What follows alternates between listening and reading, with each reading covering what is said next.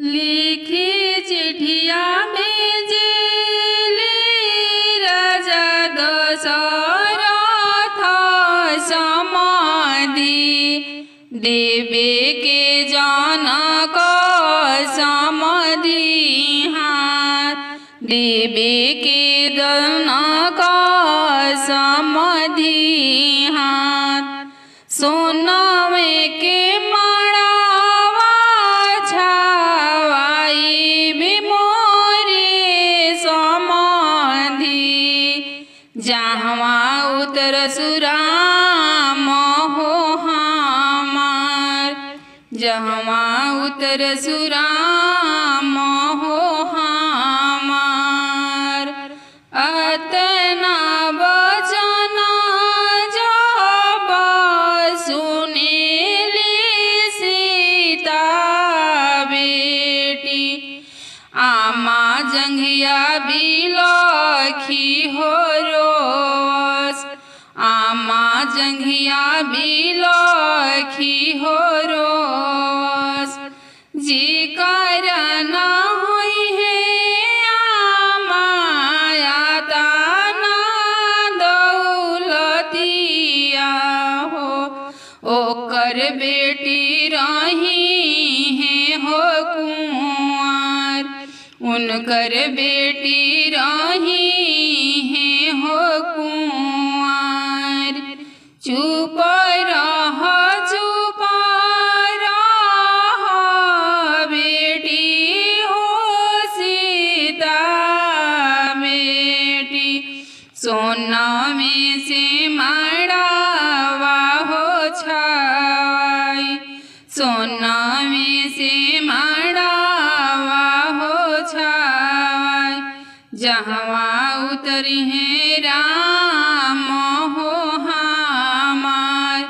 जहवा उतरी है श्री भगवान लिखी चिठिया भेजेले जनक लिखे हो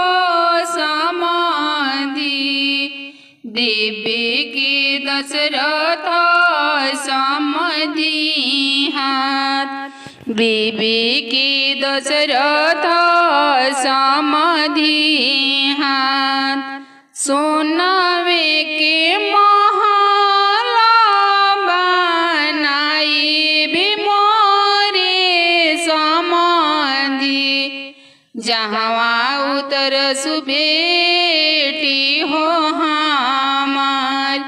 जहवा उतर सुबेटी हो हमार अतना वचन जब सुनेले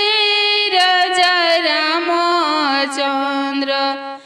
पापा जंघिया बिलखी हो रोस पापा जंघे सुसुकी हो रोस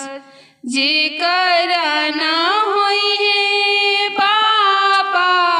सोने की महलिया ओकर बेटा रही है हो कुंवर उनकर बेटा रही है हो कुंवर चुप रह बाबू हो राजा रामचंद्र सोना में के महल हो बनाई सोना में के महल हो बनाई देश ही देश से सोना मंगवाइबो सोना में के महल हो बनाई सोना में के महल